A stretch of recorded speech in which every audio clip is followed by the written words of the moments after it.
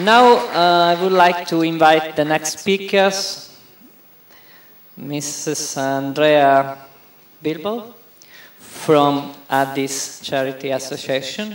Now we have seen at the moment an academic overview of how it is possible to treat the ADHD problems. So Andrea explained us how this association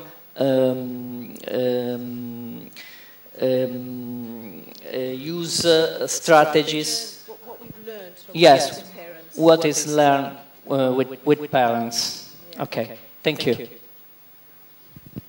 Can I just ask, are there any parents here, parents of children with ADHD? No parents here. Oh, we have a parent there, okay. No, just to say that I'm happy to talk to any parents later if they want to talk. Okay.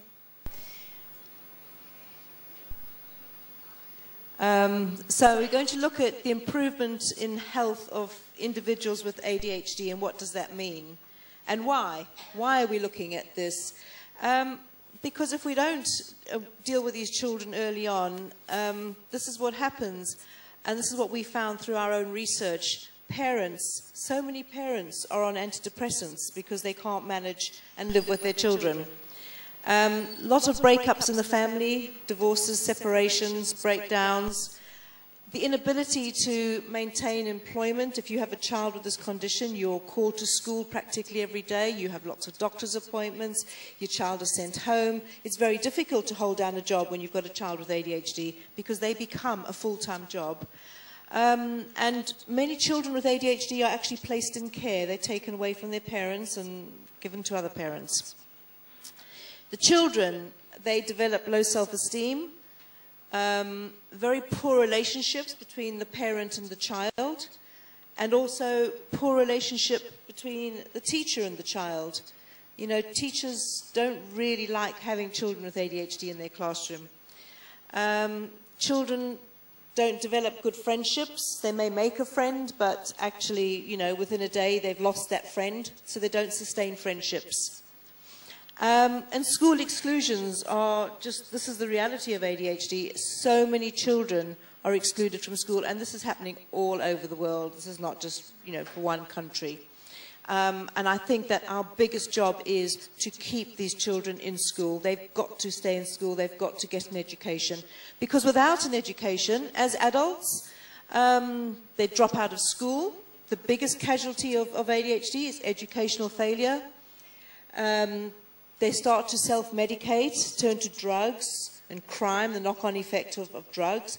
Gambling is a big risk, poor money management, addiction to drugs, addiction to alcohol, addiction to gambling, addiction to sex, addiction to almost anything.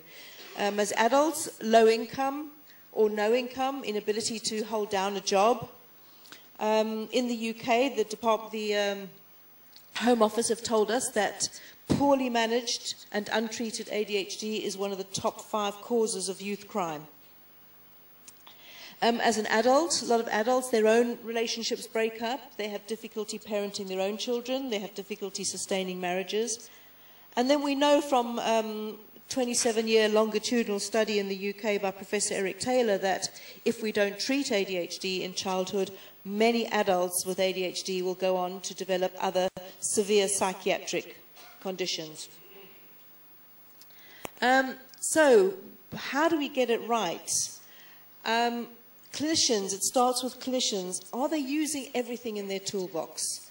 You know, are they over-reliant on medication? And what that means is, you know, I'm very pro-medication, but are clinicians only using medication as a way to treat ADHD? They have time restraints. They have resources, but they don't use them, or they don't have resources. And very often they're not using the best of their resources. So we've got to look at how we get this right. What do we have to do to get it right? We have to identify what is working well for these children. And the key people involved are the doctors, the teacher, the parent, the patient. These 4 people are crucial They have to work together, and they are partners in the management of ADHD. Because even parents, parents have a huge responsibility because they need to understand what's going on. Other professionals who come into contact with the children, as you probably know, youth offending services, the police, social workers, a lot of people involved, they need to understand ADHD. If we get it right, we can very dramatically improve the outcomes for these children. This is a survey that we held just recently this year, and one of the things last year, we asked our parents, when you received a diagnosis of ADHD for your child, were you offered a parenting course? Only 30% of parents were offered a course. Were you offered any kind of parent education course to learn more about ADHD? Only 11% were offered us. You know, parent education is probably the most crucial aspect of the treatment of ADHD. It's so important that parents understand this condition, because if they don't understand it, they cannot be part of the solution. Did your consultant give you any written information? Well, a fair number of consultants did, 64%, that's good. But you know, a lot of parents of children with ADHD don't actually read. Did your consultant allow you to choose which medication would be best for your child? Because in the UK and in America, you know, there are a lot of different medications that work in different ways, and it's really important that parents do have a say in the medication. Only 36% were involved in that decision. I'm going to show you a little case study. This is Sam.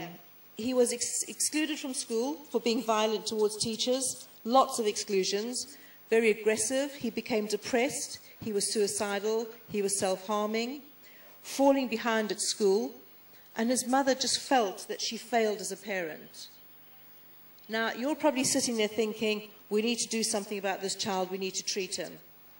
But going back to my previous point about are clinicians over-reliant on medication, Sam actually has a diagnosis, and he is on medication, but we're still having that problem. Why is that going wrong? What are we going to do to get it right? So Mum took him for a second opinion. A new doctor who didn't just give him medication, but they talked through the medications so that Mum could understand it. They made a decision together about the best medication. She gave the mum a lot of information about the condition for herself and for school. She took time to talk to the boy to find out that he understood the condition, and she wanted to know from him where he felt he needed extra help. They were put on a waiting list for psychotherapy. They received family therapy. The doctor went into school to talk to teachers and the people in school to understand what was happening in school. The doctor actually initiated teacher training in school. She put the parent in touch with us, and she came on our parenting course. So this child was approached from all directions. Okay. So after all this intervention, this is what happened to him. His school report was brilliant. His reading and writing levels increased dramatically. He was on target for maths. And his self-confidence was boosted. His self-esteem improved. And he just went from strength to strength. School exclusions are very, very common with ADHD. And one of the problems is that parents and schools don't understand the disability aspect of ADHD. A lot of people still don't understand why this is a disability. And when we look at the executive functions in the brain, and you probably know much about this, a lot of the way the brain works creates that impairment. You know, the inability to manage time, for example. The inability to regulate your emotions and to regulate your impulses. The inability to organize your thoughts and to organize yourself.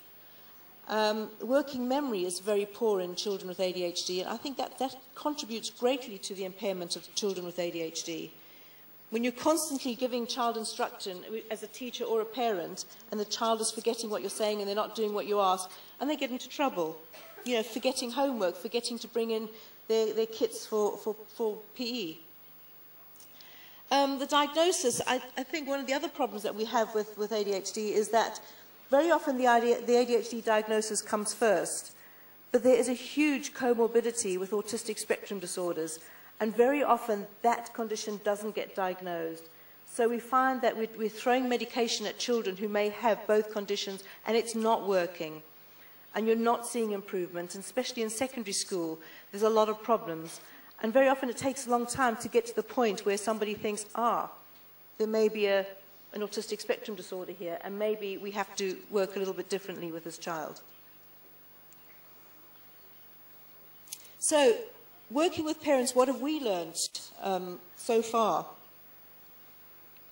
We've learned that parents don't like being told that they're not good parents. They don't like being told they need to go on a parenting course, because I think most of us parent instinctively. They will receive that information better if we talk about it maybe as being a parent education course, because I think that's what they need, not parenting, parent education. The usual parenting programs that parents are sent on are generic and they're far too long. Parents drop out. They're not really appropriate for the needs of children with ADHD. Because parents want, first and foremost, a tool to tackle behavior. That, I think, if we can get the behavior out the way, we can then learn to parent properly.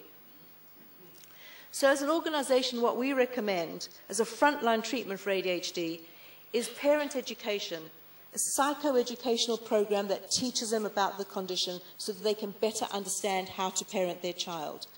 A program that incorporates into it a behaviour management program. We use something called 123 Magic, which is it's a behaviour management program, incredibly effective, and you probably think I'm making this up, but actually it's a program that works overnight. And it's a program that can also be used in school to manage behaviour very, very quickly without shouting, without yelling, and by creating some harmony in the home. There's a website there, you can find out more about it there.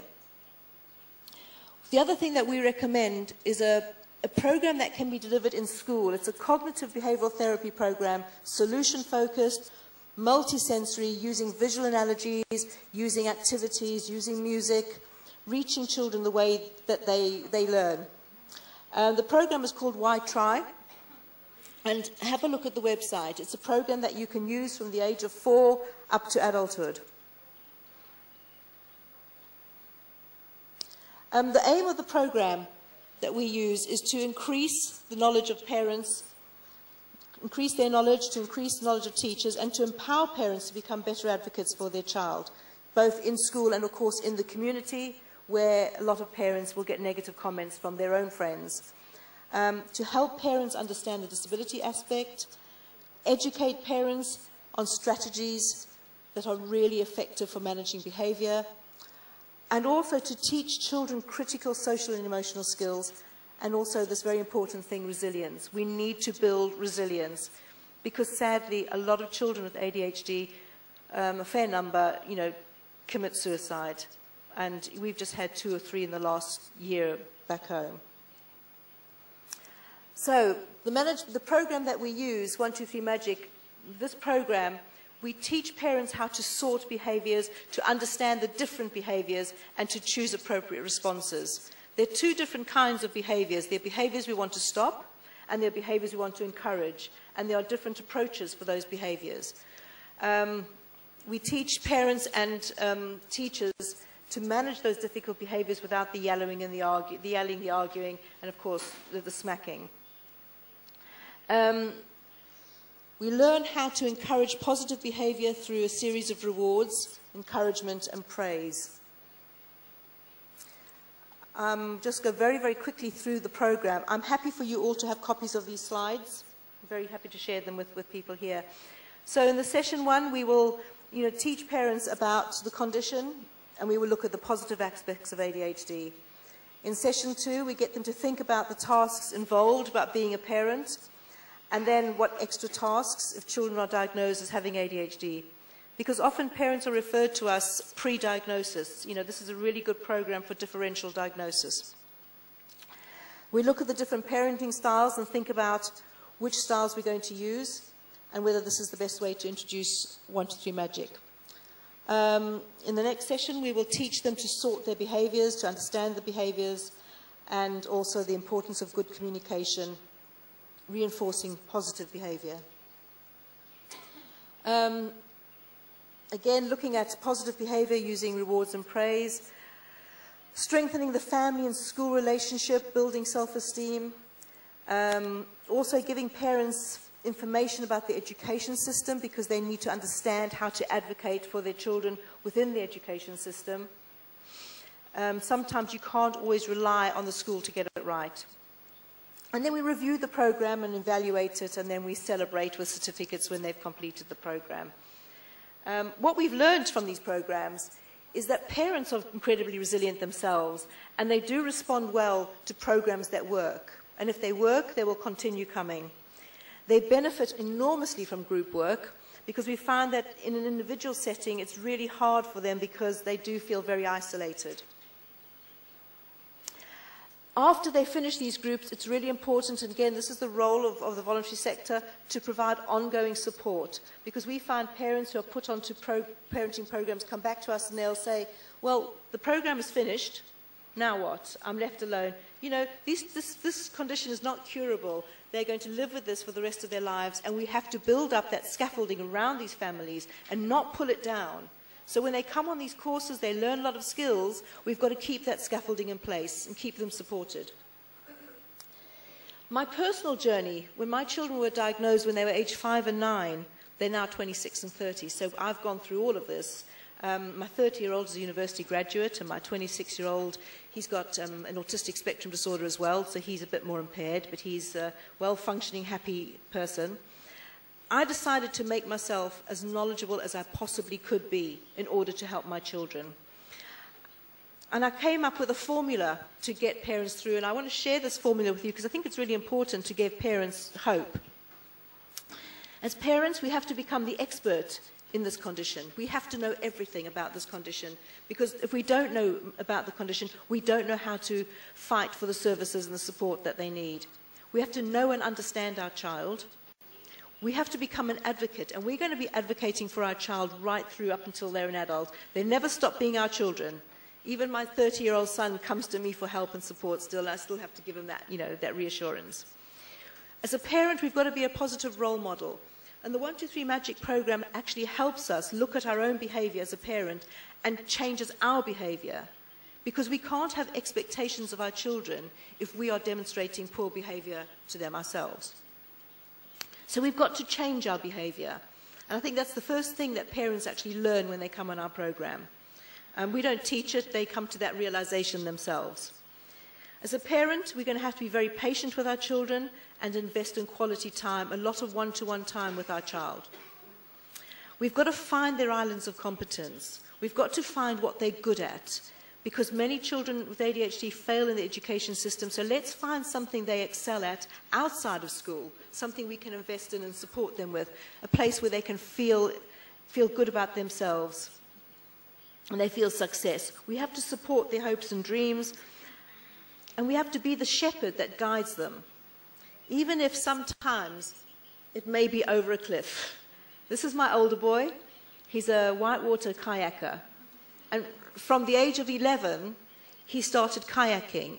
And he went every single weekend, and we invested in this because school was a really bad place for him.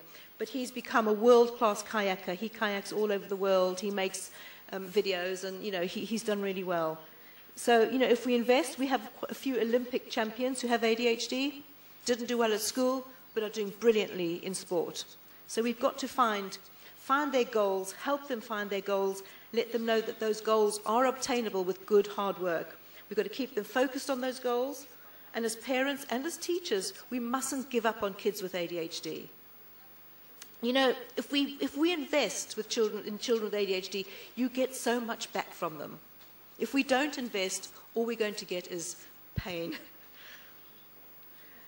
The role of patient groups, this is really interesting. Parents and children spend very little time with a clinician. These appointments aren't very quick, and how many times do they see them in a year? Not very often. They spend a lot of time in the parent groups, often going to parent group meetings, maybe fortnightly, maybe weekly, maybe monthly. And yet the resources in those parent groups are very poor and very small because we don't have money. Clinicians have access to resources, but they don't spend that much time to use those resources. So what is the role of the groups? What can we do? parents tell us that support groups have been the most important and the most helpful discipline out of all the disciplines. We need to create toolboxes that the voluntary sector can use.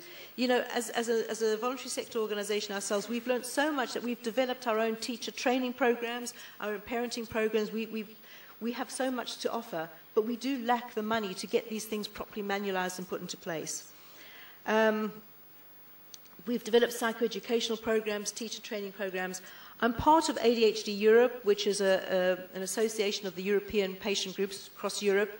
And we're doing so much now to support families and patients and teachers. We have a lot of professional members. So what are the strengths of the European associations? They have a vast amount of knowledge and skills, lots of experience of working with individuals.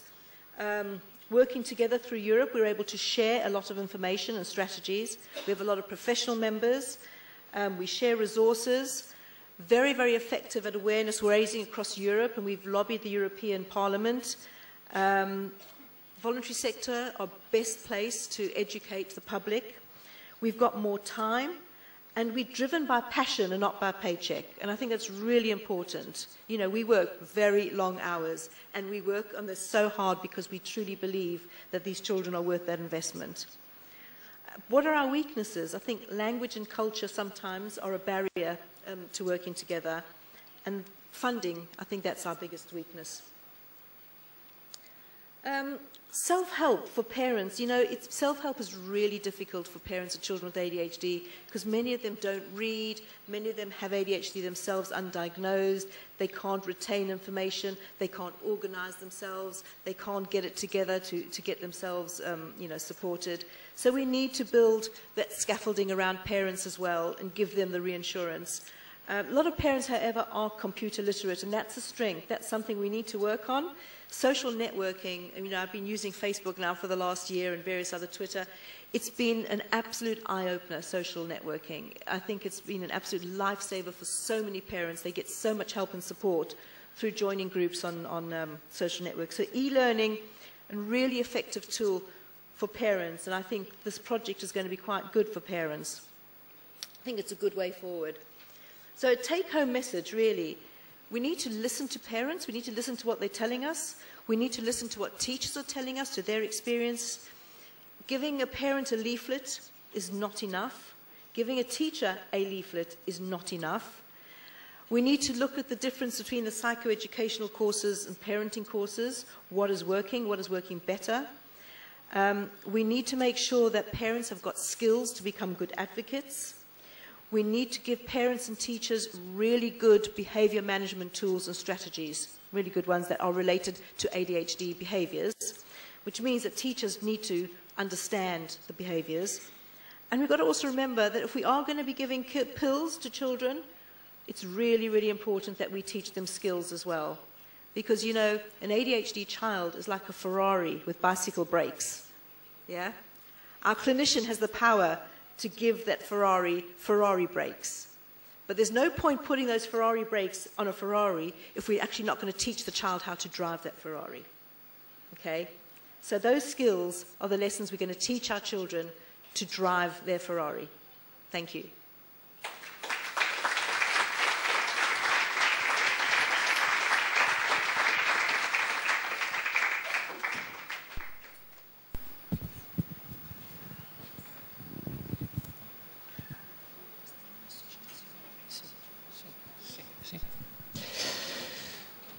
Thank you very much, Andrea. There are questions about these talks.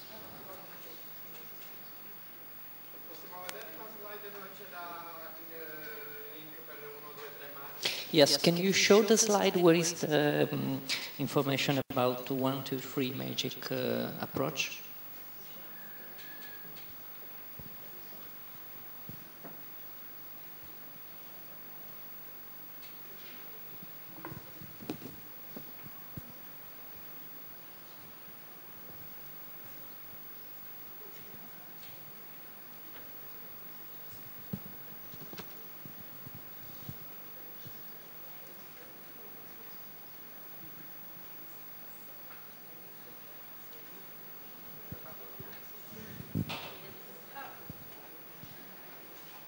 Yep. That one? That one? Yes.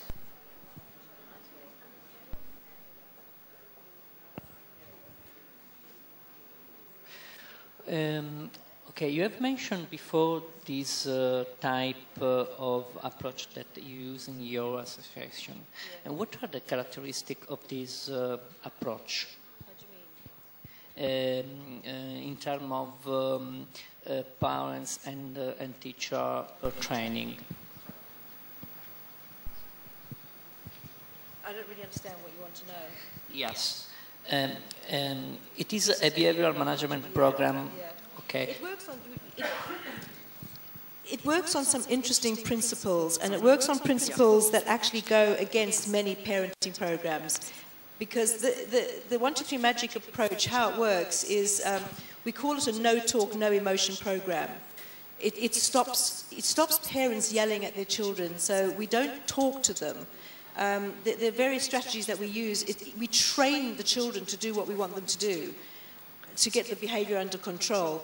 And while we're training them, we don't have conversations. If you start an argument with your child, just say your child is jumping on the sofa, and you want your child to stop jumping on the sofa, and you shout, most parents will shout, get off the sofa, and the child will shout back, I don't want to get off the sofa, I want to jump on the sofa. And then you shout back at your child, don't you jump on the sofa, you're a naughty child, and I'm going to put you on the naughty step. And you get this interaction that goes on until it ends up with screaming, yelling, and possibly hitting. Because the minute you engage in that kind of talk, you're inviting that response from the child. So we use it's a time-out approach. The child is going to get 2 chances to stop jumping on the sofa and will then go to time-out. And we don't have a conversation about it. And when they come out of time-out, whatever's happened, we don't talk about it. It's finished. It's a clean slate. We move on. We have a smiley, happy face. Okay? Because we're training them. And it's not that we don't ever talk to children, but the program has so many different components. The first part is how we stop that difficult behavior. The second part is how we encourage the positive behaviors, like making your bed, doing your homework, tidying up, your chores, going to bed, going to school, getting dressed. And then the third part is how we talk to our children, how we work as a family, family meetings, having fun with our children, enjoying them. But it's a brilliant program because you can stop a child in a classroom. Teacher can stand here in a hall and can stop a behavior at the back just by holding up one finger. But that's why it's called 1, 2, 3 Magic, because it works. It's 2 days of training. I couldn't possibly share it all in one go, but it's okay. Thank you. Other questions? Okay, thank you.